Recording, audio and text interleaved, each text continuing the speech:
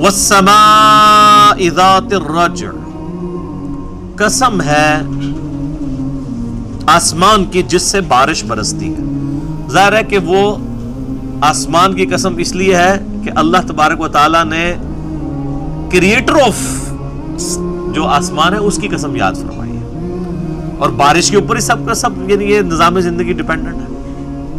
بارش ختم ہو جائے تو دنیا سے انسانیت ہی ختم ہو جائے گی، جاندار ختم ہو جائے گی۔ یہ پورے کا پورا واٹر سائیکل جو ہے وہ بارش کے اوپر ڈیپینڈنٹ ہے۔ سورج کی روشنی سے سمندروں کا پانی ایویپوریٹ ہوتا ہے، وہ بارش کی فارم میں زمین پہ برستا ہے، گلیشیئرز کی فارم میں پہاڑوں پہ سٹور ہوتا ہے، پھر اسی سورج کی روشنی سے وہ پگھلتا ہے، وہاں سے دریا چلتے ہیں، زمین کے اوپر بھی زمین کے نیچے بھی، اور ہم زمین کے نیچے سے وہ پانی نکالتے ہیں، اوپر سے بھی استعمال کرتے ہیں، بارش بھی الٹیمیٹلی زمین اگاتی ہے۔ زمین اگانا چھوڑ دے تو انسانیت یہاں پہ ایگزسٹ ہی نہیں کر سکتی، کوئی جاندار نہیں ایگزسٹ کر سکتا۔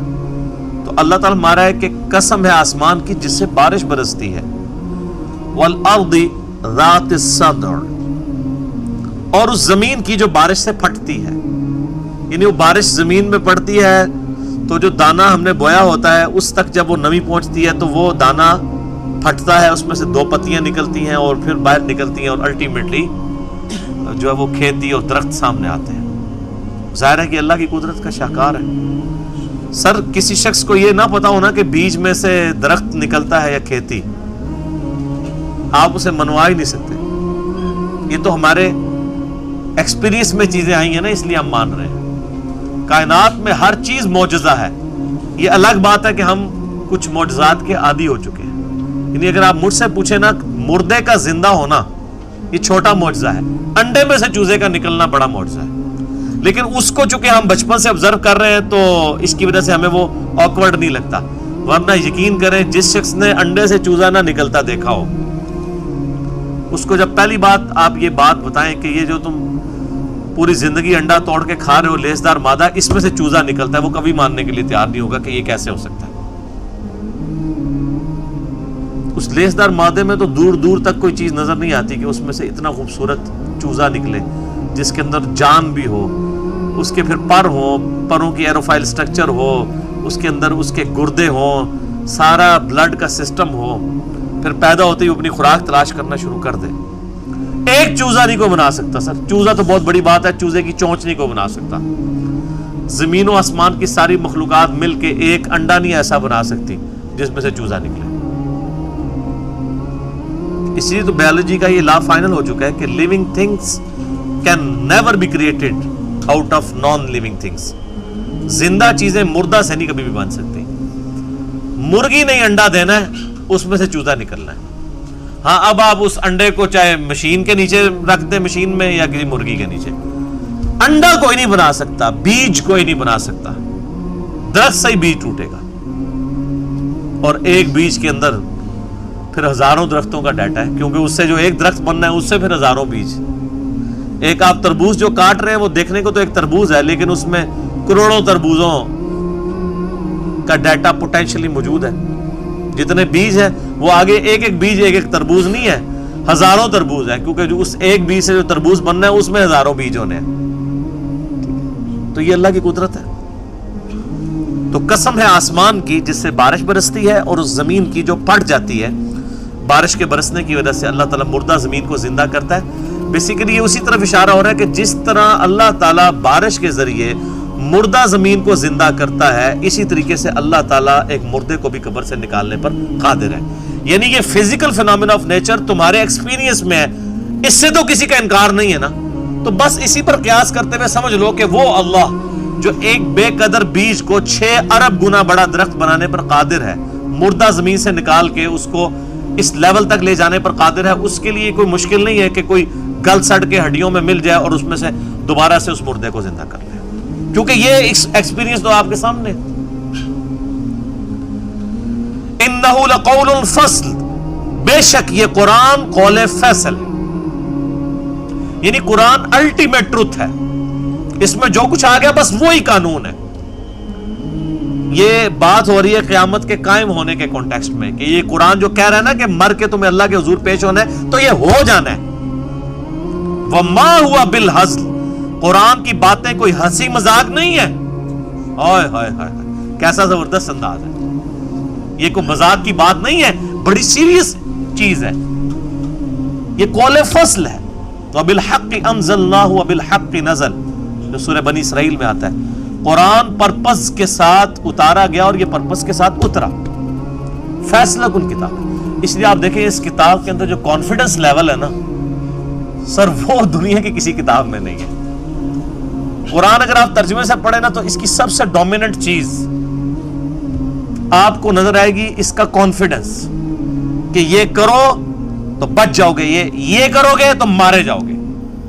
پورے اعتماد کے ساتھ بات ہو رہی ہوتی ہے, پورے پیشن کے ساتھ. میں نے پہلے بھی کئی دفعہ عرض کیا ہے کہ ایک امریکن یوتھ منسٹر مسلمان ہوئے, جوشوا. ان کے یوٹیوب پہ ایک ویڈیو ہے ان کے اسلام لانے کے اوپر, 1 کروڑ سے زیادہ لوگ دیکھ چکے ہیں. انگلش کے اندر ہے, آلموسٹ 1 گھنٹے کی. How Bible lead me to accept Islam, Bible کی وجہ سے میں کیسے اسلام تک پہنچا. اس میں انہوں نے قرآن حکیم کے حوالے سے ایک ورڈکٹ دی ہے کہ جب یہ میں نے کتاب پڑھی, کتاب ان کو جمعے والے دن گفٹ کی گئی تو منڈے تک وہ پوری قرآن پڑھ چکا ہوا تھا. سبحان اللہ کہو, تو پوری زندگی نہیں پڑھا پورا قرآن. پرپس آف لائف کی تلاش میں لوگ ہیں نا. وہ کہتا ہے میں تو بس جب میں نے جمعے والے دن رات کو قرآن شروع کیا تو میں نے ایک رات میں ہی اپنا دل اس کتاب کو دے دیا تھا. سورہ آل عمران اور سورہ نساء تک جب میں پہنچا تو اس نے کہا اس کتاب کی مجھے سب سے جو زیادہ اٹریکٹیو چیز لگی ہے وہ اس کتاب کا کانفیڈنس ہے. جس طریقے سے یہ دھڑلے کے ساتھ بات کرتی ہے کتاب, کوئی رکھ رکھاؤ نہیں ہے, سیدھی سیدھی کھری کھری باتیں, تو وہ انسان کے اوپر بڑا اثر کرتی ہے کہ اتنے کانفیڈنس کے ساتھ صرف خدا ہی بات کر سکتا ہے. ہم لوگ تو بات جب کرتے ہیں ایسا کرنا چاہیے, بہتر ہے یوں کر لیں, تو اللہ تو اسی لیے تو ہم کہتے ہیں نا کتابوں کا خدا اور ہے اور بابوں کا خدا اور. یہ جو کہانیاں, قصے, سٹوریاں, یہ دین اور ہے. قرآن بہت سخت ہے اپنے مزاج کے اندر اور بڑا سٹریٹ فارورڈ ہے. اچھا یہ بات کافروں کو بھی سمجھ آ گئی تھی. سورہ یونس میں آتا ہے نبی اس قرآن کو بدل دو یا کوئی اور قرآن لے آؤ, یہ بہت سخت ہے. تو اللہ تعالیٰ میں نبی سے فرماؤ مجھے کوئی اختیار نہیں میں اس کتاب کو بدل سکوں, میں تو خود پابند ہوں اس وحی کا جو اللہ میری طرف کرتا ہے. قل انی اخاف ان عصیت ربی عذاب یوم عظیم, اے نبی تم فرماؤ میں خود ڈرتا ہوں اس بات سے کہ بالفرض اگر میں نے اپنے رب کی نافرمانی کی تو بڑے دن کا عذاب مجھے بھی آ پکڑے گا. یہ ہے جناب اس کتاب کا کانفیڈنس. وما ہوا بالہزل, یہ قرآن کوئی ہنسی مذاق کی بات نہیں ہے. اچھا اس سے ایک بات یہ بھی پتہ چلی کہ بعض اوقات کبھی مثال دینے کے لیے ہم کہہ دیتے ہیں نا, کوئی اللہ کے لیے مثال بیان کر دیتے ہیں یا کتاب اللہ کے لیے, تو وہ لوگ بعض اوقات کہتے ہیں جی وہ نقل کفر نہ باشد, وہ کہتے ہیں یہ تو آپ نے بڑی گستاخی کر دی ہے. ٹھیک ہے, تو یہ تو آپ نے قرآن کے بارے میں بات کر دی. اب یہاں پہ بھی دیکھیں اللہ تعالیٰ مثال خود بیان فرما رہا ہے کہ قرآن فیصلہ کن کتاب ہے, یہ کوئی ہنسی مذاق کی چیز نہیں ہے. اب یہی بات اگر میں کر دوں نا کہ یار یہ قرآن مذاق نہیں ہے, وہ کہیں گے جی آپ نے مذاق کا لفظ قرآن کے لیے استعمال کر لیا. میں پوائنٹ ٹو بی نوٹڈ. میں کبھی بات کر دیتا ہوں نا کہ اللہ تعالیٰ نے یہ بات ٹونٹ کے طور پہ کی ہے, تانا دیتے ہوئے. جب کافر کہتے ہیں نا اس کتاب میں یہ جو چھوٹی چھوٹی مثالیں کیوں بیان ہوئی ہیں, مکھی کی مثال ہوئی ہے, تو اللہ تعالیٰ ہمارا کہ ہمیں کوئی اس بات میں حیا نہیں ہے کہ ہم مچھر کی مثال بیان کریں یا اس سے بھی کسی حقیر چیز کی. ہاں ہم چاہتے ہیں اس کے ذریعے تمہیں گمراہ کر دیں اور اس کے ذریعے تمہیں ہدایت دے دیں. یعنی گمراہ کسے کریں, جو بات مان لے اس کو گمراہ کریں, نہیں جو بات نہ مانے, قرآن ترجمے سے نہ پڑھے وہ گمراہ ہو, یا مان کے بھی نہ پڑھ کے بھی نہ مانے وہ گمراہ ہو, اور جو بات قبول کر لے وہ ہدایت پہ. تو میں اس پہ اکثر بولتا ہوں کہ اللہ تعالیٰ نے بات تانے کے طور پہ کی ہے, ورنہ اللہ تعالیٰ گمراہ تو نہیں کرنا چاہتا. اللہ تعالیٰ اصل میں یہ کہنا چاہ رہا ہے کہ گمراہ وہ ہوگا جو اس بات کو نہیں مانے گا. لیکن نظر بات ہے ہم نے یہ قرآن اس لیے نازل کیا تاکہ بہت سے لوگوں کو گمراہ کر دیں اور بہت سے لوگوں کو ہدایت دے دیں. اس کا یہ مطلب نکالنا کہ قرآن پڑھ کے لوگ گمراہ ہوں گے, یہ تو کفر ہے. اگر ورنہ تو یہ ماننا پڑے گا قرآن ایک وقت میں 2 چیزیں درست نہیں ہو سکتی, یا تو قرآن کتاب ہدایت ہے یا گمراہ کرنے والی کتاب ہے. تو یہ کیا ہے؟ کتاب ہدایت ہے. ہدی للناس وبینات من الہدی والفرقان. تو گمراہ کرنے والی کتاب نہیں، وہ بات تانے کے طور پہ، ٹونٹ کے طور پہ، یا آج ماڈرن دور میں پھکی کے طور پہ ہوئی ہے کہ ہاں ٹھیک ہے نہ مانو جاؤ دوزخ میں، اسی لیے نازل کیا تھا کہ تم دوزخ میں جاؤ. تو یہ بات اللہ تعالیٰ ٹونٹ کے طور پہ کر رہا ہوتا ہے. وہ جب ہم یہ مثال بیان کرتے ہیں وہ کہتے ہیں جی او دیکھیں جی وہ اللہ تعالیٰ کے لیے لفظ استعمال کر دیا. تو یہاں قرآن کے لیے کیا لفظ استعمال ہوا ہے؟ قرآن فیصلہ کن کتاب ہے، یہ کوئی مذاق نہیں ہے. تو یہ اللہ نے یہ نہیں کہا کہ کتاب مذاق ہے، مذاق نہیں ہے.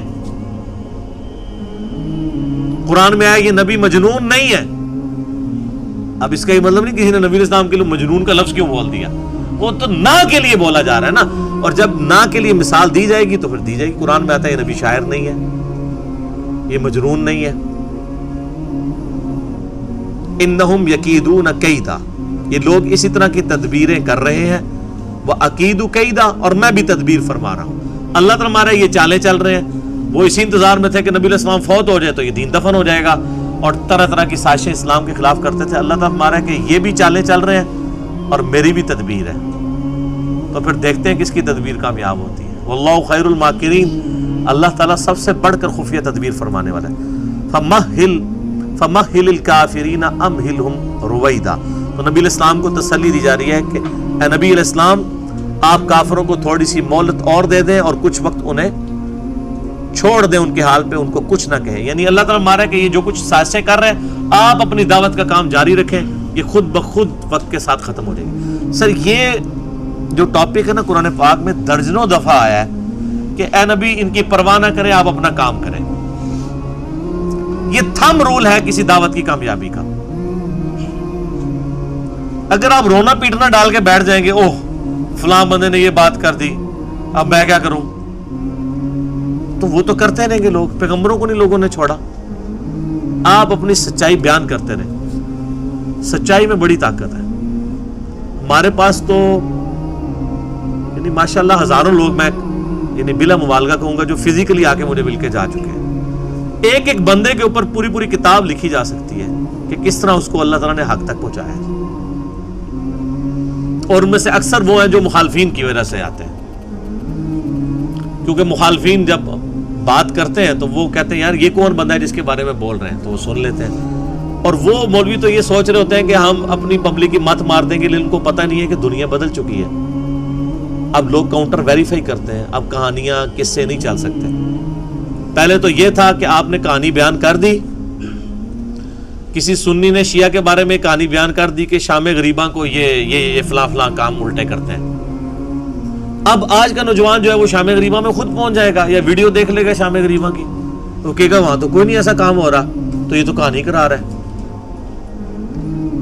اسی طریقے سے پہلے زمانے میں شیعہ کی طرف سے یہ پراپوگنڈا ہو سکتا تھا، یہ مولا علی کو نہیں مانتے، یہ حسین کو نہیں مانتے. آج کا جب شیعہ بچہ ہے وہ جا کے مسجد میں خود جا کے دیکھ لے گا کہ بھئی چاروں خلفاء کے نام لکھے ہوئے، ویڈیوز دیکھے گا تو اس کو پتہ چل جائے گا یار کہ مولا علی کا دفاع کرنے والے اس وقت سب سے زیادہ وہ پلیٹ فارم استعمال ہو رہا ہے. سنی اور شیعہ دونوں کی طرف سے ویڈیوز ان کی اپلوڈ ہو رہی ہیں کہ جو یہ کہتے ہیں کہ نام ہے وابی، نام ہے بابی، میں ہوں مسلم، علمی کتاب.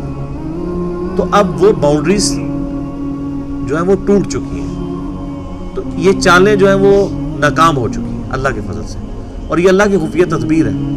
مسند احمد میں حدیث ہے، نبی صلی اللہ علیہ وآلہ وسلم نے فرمایا قیامت اس وقت تک قائم نہیں ہوگی جب تک کہ دنیا کے ہر گھر میں میرا پیغام نہ پہنچ جائے اور لوگ چاہتے ہوئے اور نہ چاہتے ہوئے اس دعوت کو قبول نہ کر لیں. تو صحابہ کے زمانے میں تو ایسا نہیں ہوا. ایک ایک گھر میں دعوت سوائے انٹرنیٹ کے یہ پاسبل ہی نہیں کہ ایک ایک گھر میں دعوت پہنچ جائے. تو آج تو ہمیں یہ حدیث کو ہم اپنی آنکھوں سے دیکھ رہے ہیں. کوئی گھر بچا ہے؟ وہ لوگ جو اپنے ینگ ایج میں، اپنی جوانی میں دوسرے مکتب فکر کی مسجد میں جانے کا سوچ بھی نہیں سکتے تھے، اتنے سٹرکٹ تھے اپنے عقائد و نظریات میں، آج ان کی اولاد اپنے موبائل پہ ہماری ویڈیوز دیکھ رہی ہے اور وہ روک نہیں سکتے. تبلیغی جماعت والے بیچارے تو دروازہ کھٹکھٹاتے ہیں نا اور لوگوں کو دعوت کی طرف مائل کرتے ہیں. اب سننے والے کی مرضی ہے، کہیں تو دروازہ ہی نہیں کھولتے ہیں، کھول کے گالیاں سنا کے دروازہ بند کر دیتے ہیں. تو سر ہم تو دروازہ کھٹکاتے نہیں ہیں, ہم تو ڈائریکٹ بیڈ روم میں پہنچتے ہیں بغیر کھٹکھٹائے موبائل کے اندر.